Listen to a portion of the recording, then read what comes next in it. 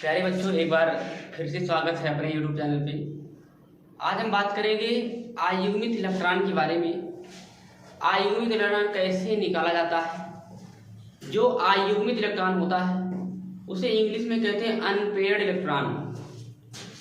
यहाँ पे आज हम चर्चा करेंगे अनपेयर्ड इलेक्ट्रॉन के बारे में, कैसे कैसे अनपेयर्ड इलेक्ट्रॉन निकाला जाता है। ध्यान दीजिएगा इसके बारे में।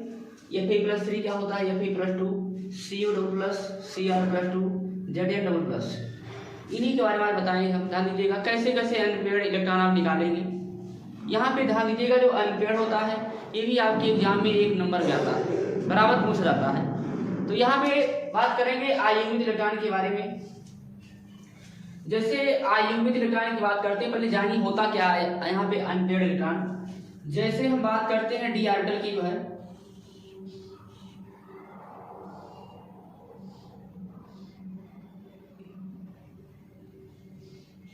आप जानते हैं डी में जो होता है, डी में 5 ऑर्बिटल होते हैं, एक ऑर्बिटल में 2 इलेक्ट्रॉन होते हैं। यहाँ पे देखिएगा 1 2 3 4 5, ये डी ऑर्बिटल है। डी में 5 ऑर्बिटल होते हैं, 1 2 3 4 5, एक ऑर्बिटल में 2 इलेक्ट्रॉन होते हैं। यहाँ पे जब एक ऑर्बिटल में 2 इलेक्ट्रॉन हो सकते हैं तो 5 ऑर्बिटल में कितने इलेक्ट्रॉन होंगे? 10 इलेक्ट्रॉन होंगे। जैसे एक डिब्बा में 2 आम, तो 5 डिब्बा में कितना आम? 10 आम। वैसे ही यहाँ पे ऑर्बिटल है, जब एक ऑर्बिटल में 2 इलेक्ट्रॉन हो सकता है तो 5 ऑर्बिटल में कितना होगा? 10 इलेक्ट्रॉन होगा जो है। यहाँ पे देखिएगा, जैसे यहाँ पे एक इलेक्ट्रॉन, पहले हम क्लॉकवाइज भरेंगे। ये देखिएगा एक इलेक्ट्रॉन ये है, 2 3 4 5 6 7 8 9 10, ये इलेक्ट्रॉन होता है। ये पहला इलेक्ट्रॉन है, ये क्लॉकवाइज है। पहले हम क्लॉकवाइज भरेंगे इलेक्ट्रॉन को। ये पहला इलेक्ट्रॉन, ये दूसरा है, ये तीसरा, ये चौथा, ये 5वां है, ये 6वां 7वां 8वां 9वां 10वां। अगर आपसे कोई पूछता है डी में कितने ऑर्बिटल होते हैं तो आप बताइएगा डी में 5 ऑर्बिटल होते हैं, 10 इलेक्ट्रॉन होते हैं। यहाँ पे एक कॉन्सेप्ट होता है, ध्यान दीजिएगा। केमिस्ट्री में 3 लोग ज्यादा स्टेबल होते हैं, D0, D5, D10। यहाँ पे D0 मतलब जानिए होता क्या है। जैसे हम D0 की बात कर रहे हैं, जैसे आप जानते हैं डी में 5 ऑर्बिटल होता है, 10 इलेक्ट्रॉन होते हैं। लेकिन यहाँ पे D0 है, D0 मतलब यह होता है एक कोई इलेक्ट्रॉन नहीं है। जैसे थोड़ा व्यवहारिक में आप लोग आ जाइए। जैसे व्यवहारिक मतलब यह होता है, जब आप पढ़ेंगे लिखेंगे तभी आपको टेंशन होगा, जब आप पढ़ेंगे लिखेंगे तो आपको टेंशन नहीं होगा। ध्यान दीजिएगा। वो ऐसे ही देखिए D0 है, ये भी स्टेबल होते हैं। यहाँ पे D0 जो होते हैं मोर स्टेबल होते हैं, स्टेबल होते हैं, और D5 भी स्टेबल होता है। ध्यान दीजिएगा। यहाँ पे एक इलेक्ट्रॉन, 1 2 3 4 5। केमिस्ट्री में 3 लोग स्टेबल ज्यादा होते हैं, D0 D5 D10। यहाँ पे D0 देखिए, D0 D5 D10। यहाँ पे जो D5 होता है, आप जानते हैं डी में 5 ऑर्बिटल होते हैं, एक ऑर्बिटल में 2 इलेक्ट्रॉन होते हैं। अब यहाँ पे जब एक ऑर्बिटल में 2 इलेक्ट्रॉन होते हैं तो 5 में कितने होंगे? 10 होंगे। लेकिन 10 का आधा 5 है। यहाँ पे देखिए 1 2 3 4 5। केमिस्ट्री बताया गया D0 D5 D10 more stable होते हैं। D5 मतलब होता है, जैसे नौकरी का नाम जानते हैं, जैसे नौकरी होती है, आधा सरकारी नौकरी आधा प्राइवेट नौकरियां होती हैं, वैसे ही D5 होता है, वो भी स्टेबल होते हैं। D5 जो आधा सरकारी नौकरी होती है आधा प्राइवेट, वो भी स्टेबल होते हैं। वैसे ही D5 ये आधा इलेक्ट्रॉन है, क्योंकि आप जानते हैं डी में 5 ऑर्बिटल होते हैं, एक ऑर्बिटल में 2 इलेक्ट्रॉन होते हैं, तो 5 में कितना हो जाएंगे? 10 हो जाएंगे। 10 का आधा 5 है, यानी आधा सरकारी आधा प्राइवेट नौकरी से होती है। वैसे ही यहाँ पे ध्यान दीजिएगा, यहाँ से जो इलेक्ट्रॉन है आधा है, ये भी स्टेबल होते हैं। और D10 तो आप जानते हैं पूरी तरह सरकारी नौकरी। जैसे D10 की बात करते हैं, ये देखिए, ये 5वां इलेक्ट्रॉन, 6वां है, ये 7वां है, ये 8वां है, 9वां है, 10वां है, ये 10 इलेक्ट्रॉन है। ध्यान दीजिएगा। और आप जानते हैं केमिस्ट्री में बताया गया 3 लोग ज्यादा स्टेबल होते हैं, D0 D5 D10। D10 मतलब होता है पूरी तरह सरकारी नौकरी। यहाँ पे देखिएगा D10 है, ये देखिए डी में 5 ऑर्बिटल होते हैं, एक ऑर्बिटल में 2 इलेक्ट्रॉन होते हैं, तो 5 में कितने हो जाएंगे? 10 हो जाएंगे। यहाँ पे देखिए 10 इलेक्ट्रॉन है। अब यहाँ पे हम चर्चा करेंगे, ध्यान दीजिएगा, कैसे कैसे अनपेयर्ड आप निकालेंगे। अनपेयर्ड होता क्या है? जैसे यहाँ पे देखिएगा अगर ऐसा दे दिया जाए, मान लीजिए जैसे p होता है, ये p ऑर्बिटल है, p में 3 ऑर्बिटल होता है, एक ऑर्बिटल में 2 इलेक्ट्रॉन होते हैं, 3 में कितने हो जाएंगे, 6 हो जाएंगे। जब एक ऑर्बिटल में 2 इलेक्ट्रॉन होता है तो 3 में कितने हो जाएंगे, 6 हो जाएंगे। लेकिन यहाँ पे देखिएगा, जैसे अनपेयर्ड की बात की जाए, जैसे आप जानते हैं एक ऑर्बिटल में 2 इलेक्ट्रॉन होते हैं और 3 में 6 हो जाएंगे। लेकिन यहाँ पे देखिए सिंगल सिंगल, जो सिंगल इलेक्ट्रॉन दिखेगा वही अनपेयर्ड होता है, जितने सिंगल इलेक्ट्रॉन दिखेंगे वही अनपेयर्ड होते हैं। ये देखिए आपके एग्जाम में बराबर ऑप्शनल क्वेश्चन में आता है, आपसे पूछेगा Zn++ में कितने अनपेयर्ड होते हैं, Fe+3 में कितने अनपेयर्ड होते हैं, यहाँ पे Fe++ में कितने अनपेयर्ड होते हैं, Cu++ में कितने अनपेयर्ड होते हैं। अनपेयर्ड के बारे में पूछता, ध्यान दीजिएगा, बराबर पूछा गया पूछेंगे। यहाँ पे ध्यान दीजिएगा, जैसे हम बात कर रहे हैं Fe+3 की, आप जानते हैं आयरन है। यहाँ पे अगर सबसे पहले Fe की बात करेंगे, Fe का जो परमाणु क्रमांक होता है 26 होता है। जैसे हम जानते हैं कैसे, यहाँ पे ध्यान दीजिएगा, जो Fe होता है ये डी ब्लॉक का एलिमेंट होता है। अब जैसे मान लीजिए अगर आपको जानकारी नहीं, एक ट्रिक होता है, ध्यान दीजिएगा, साइंस टीचर वेरी क्रूर मांगे फीस कोई नाही सीयू कुछ जड़ेन जाने। ये देखिए ट्रिक, ध्यान दीजिएगा, यहाँ पे स्कैंडियम, टाइटेनियम, बेलेनियम, chromium, manganese, ferrous, cobalt, nickel, copper, zinc होता है। इसका एटॉमिक नंबर 21 होता है, इसका 22 होता है, इसका 23 होता है, 24 होता है, 25 होता है, 26 होता है, 27 होता है, 28 होता है, 29 होता है, 30 होता है। अब आप ध्यान, यहाँ पे ध्यान Fe है, यहाँ से ध्यान दीजिएगा Fe का परमाणु क्रमांक कितना होता है। जैसे यहाँ पे 21 है, ये 22 है, ये 23 है, ये 24 है, ये 25 है, ये 26 है, ये 27 है, ये 28 है, ये 29 है, ये 30 है। अब जैसे अगर आपको जानकारी नहीं, मान लीजिए Fe है, देखिए Fe कहाँ पे, देखिए Fe 26 होता है, इसका 26 होता है, ध्यान दीजिएगा। और यहाँ पे Fe इसका भी देखिए 26 वही है। कॉपर 29 होता है, 29 देखिए, इसका 29 परमाणु क्रमांक होता है, इस क्रोमियम 24 होता है, और जिंक का कितना होता है, 30 होता है। यहाँ पे आपको देखिए ट्रिक के माध्यम से याद रखना है, ध्यान दीजिएगा। अब हम बात करेंगे अनपेयर्ड के बारे में, कैसे कैसे अनपेयर्ड आप निकालेंगे, इसी के बारे में बताएंगे। जैसे हम Fe की बात कर रहे हैं, सबसे पहले ध्यान दीजिएगा, अगर किसी भी एटम पे प्लस चार्ज होता है तो उसका मतलब ये होता है उतना इलेक्ट्रॉन लास्ट से निकल जाएगा। यहाँ पे सबसे पहले Fe का इलेक्ट्रॉनिक विन्यास करेंगे। Fe का जो एटॉमिक नंबर होता है 26 होता है।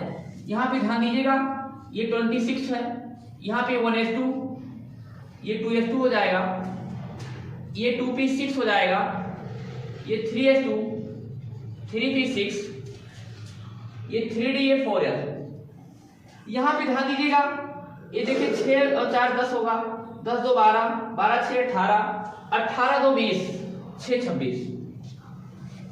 यहाँ पे जो Fe होता है, Fe का परमाणु क्रमांक होता है 26 होता है। अब यहाँ पे ध्यान दीजिएगा, यहाँ पे हमको करना है Fe+3 का।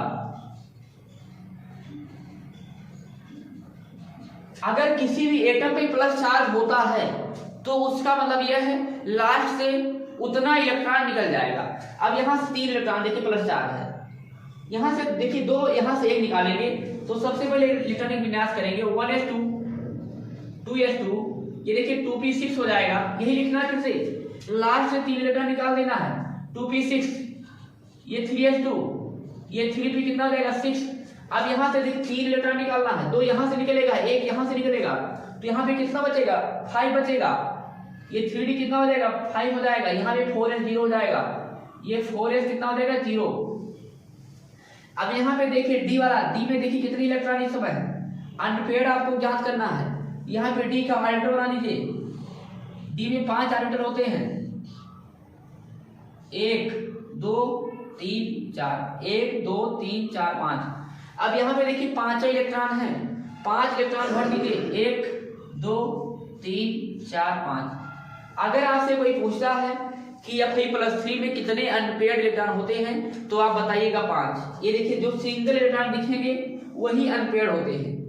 आपके एग्जाम में क्वेश्चन आता है कि Fe+3 में कितने अनपेयर्ड इलेक्ट्रॉन होते हैं। तो यहाँ पे ध्यान दीजिएगा, अनपेयर्ड को अयुग्मित इलेक्ट्रॉन के नाम से भी जानते हैं। जितने सिंगल इलेक्ट्रॉन दिखेंगे वही अनपेयर्ड होता है। अब जैसे यहाँ पे अनपेयर्ड कितना है, 1 2 3 4 5, 5 अनपेयर्ड है। आपके एग्जाम में ऑप्शन कुछ ऐसे देगा, पहला ऑप्शन देगा 5 देगा, और दूसरा देगा 2 देगा, और तीसरा देगा 4 देगा, और जो चौथा देगा 6 देगा। आपसे पूछेगा ये Fe+3 में कितने अनपेयर्ड इलेक्ट्रॉन होते हैं, तो आप बताइएगा 5 होते हैं। यहाँ पे देखिएगा, सबसे पहले क्या करेंगे, सबसे पहले इलेक्ट्रॉनिक विन्यास करेंगे। इलेक्ट्रॉनिक विन्यास करने के बाद जितना प्लस चार्ज रहेगा उतना इलेक्ट्रॉन लास्ट से निकाल देंगे, उतना इलेक्ट्रॉन क्या करेंगे, लास्ट से निकाल देंगे। यहाँ से देखिए 3 प्लस है, तो देखिए इधर 2 1 यहाँ 2 यहाँ से 1 यहाँ से निकल जाएगा, 3 निकल जाएगा, इसके पास कितना होगा 3d5। देखिए इधर निकल गया है। तो यहाँ पे ध्यान दीजिएगा, पहला काम देखिए, यहाँ पे पहला जो है, अगर आपसे कोई पूछता है इसके बारे में Fe+3 में कितने अनपेयर्ड होते हैं, तो आप बताइएगा 5 होते हैं। यहाँ पे ध्यान दीजिएगा, अगला क्वेश्चन देखिए, वैसे देखिएगा यहाँ Fe+2 भी होगा, ध्यान दीजिएगा, वहां पे 3 है, यहाँ पे 2 है, 2 इलेक्ट्रॉन निकाल दीजिए। अब यहाँ पे हम बात करेंगे क्रोमियम, यहाँ पे कॉपर की बात करेंगे। ध्यान दीजिएगा, कॉपर में क्या होता है, जैसे कॉपर का परमाणु क्रमांक कितना होता है, 29 होता है। आपके एग्जाम में कॉपर क्रोमियम का क्वेश्चन आता है। यहाँ पे देखिएगा, जैसे हम कॉपर की बात करते हैं, कॉपर का जो परमाणु क्रमांक होता है 29 होता है, 29 होता है। ध्यान दीजिएगा, यहाँ पे 29 होता है। सबसे पहले इसका इलेक्ट्रॉनिक विन्यास करेंगे हम, कॉपर का जो है। यहाँ पे ध्यान दीजिएगा, ये 1s2 होता है, ये 2s2 होता है, ये 2p6 होता है, ये 3s2 होता है, ये 3p6 हो जाएगा, 3d4s। यहाँ पे देखिए 29 है, यहाँ से 1 हो जाएगा, यहाँ से देखिएगा 1 होगा, यहाँ पे 10 हो जाएगा। यहाँ पे देखिए 6 4 10 2 12 6 18 2 20 8 28 29, ये कॉपर का परमाणु क्रमांक है। ध्यान दीजिएगा, ये कॉपर का इलेक्ट्रॉनिक विन्यास हो रहा है। अब हम Cu+ की बात करेंगे। यहाँ पे देखिए 2 इलेक्ट्रॉन है, जितना प्लस चार्ज होगा उतना इलेक्ट्रॉन लास्ट से निकाल देंगे। यहाँ पे देखिएगा, कॉपर में देखिएगा Cu+ है, यानी 2 इलेक्ट्रॉन प्लस चार्ज है। किसी भी एटम पे जितना प्लस चार्ज होगा उतना इलेक्ट्रॉन लास्ट से निकाल देंगे। यहाँ से देखिएगा 2 निकालना है, सबसे पहले इलेक्ट्रॉनिक विन्यास में 1 यहाँ से निकालेंगे, 1 यहाँ से निकालेंगे। तो यहाँ पे ध्यान दीजिएगा, ये बन जाएगा आपका 1s2, ये 2s2 हो जाएगा, ये 2p6 हो जाएगा, ये 3s2 हो जाएगा, ये कितना हो जाएगा 3p6। अब यहाँ से जब 1 यहाँ से निकालेंगे, 1 यहाँ से निकले, 2 4 है, तो यहाँ से 1 निकलेगा, 1 यहाँ से निकलेगा, तो यहाँ पे ध्यान दीजिएगा 3d9 हो जाएगा। अब ये डी का देखिए ऑर्बिटल आप बना लीजिए। आप जानते हैं डी में 5 ऑर्बिटल होते हैं, 10 इलेक्ट्रॉन होते हैं। तो यहाँ पे देखिएगा ये 4s0 हो जाएगा,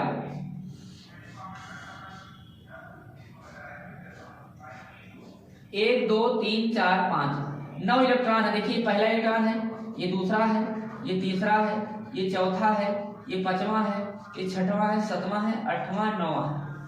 हम आपको ये बताएं, ध्यान दीजिएगा, जितने इलेक्ट्रॉन सिंगल दिखेंगे वही अनपेयर्ड होते हैं। यहाँ पे देखिएगा 1 इलेक्ट्रॉन सिंगल दिख रहा है। तो अगर आपसे कोई पूछता है कॉपर में कितने अयुग्मित इलेक्ट्रॉन होते हैं, अनपेयर्ड होते हैं Cu+ में, तो आप बताइएगा 1 होते हैं। अनपेयर्ड इलेक्ट्रॉन वही होते हैं, अनपेयर्ड को हिंदी में कहते हैं अयुग्मित इलेक्ट्रॉन। अयुग्मित इलेक्ट्रॉन वही होते हैं, जैसे इलेक्ट्रॉन आप भरते हैं, अगर सिंगल कोई इलेक्ट्रॉन दिखता है तो वो अनपेयर्ड होता है। इसके पास देखिए सब यहाँ पे फिल है, ये देखिए सिंगल है, ये अनपेयर्ड है, इसके पास 1 अनपेयर्ड होता है। जो Cu++ होता है इसके पास 1 अनपेयर्ड इलेक्ट्रॉन होते हैं। अगर आपसे कोई पूछता है Cu++ में कितने अनपेयर्ड होते हैं, तो आप बताइएगा 1 अनपेयर्ड होते हैं। अगला क्वेश्चन देखिएगा,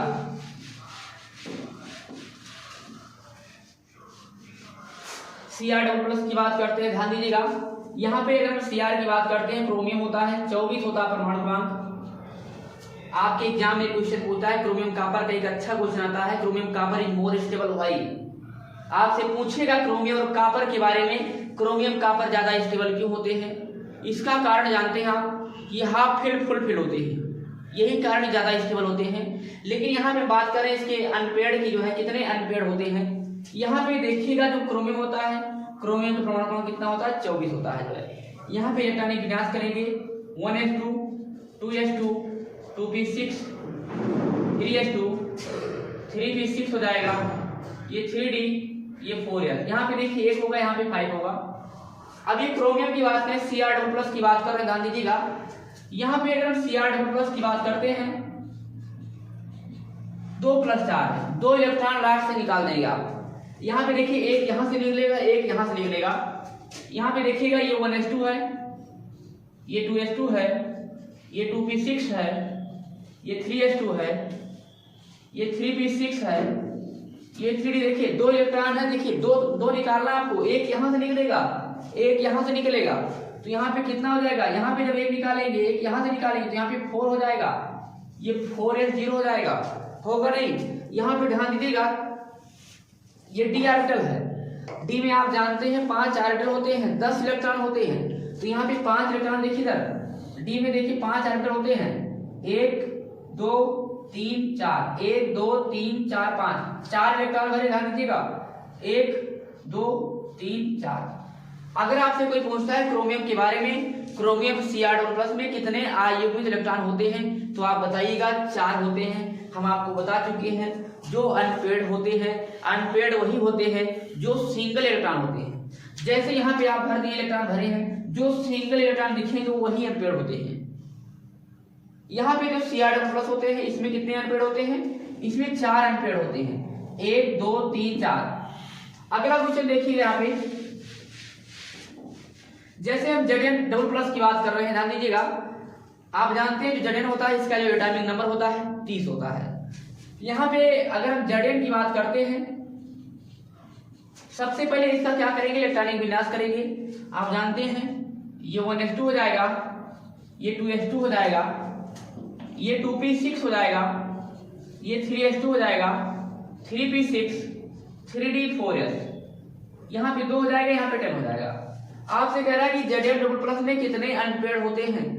यहाँ पे देखिएगा, अब हम Zn++ की बात करेंगे, ये 1s2 हो जाएगा, ये 2s2, यहाँ पे 2p6, 3s2, 3p6।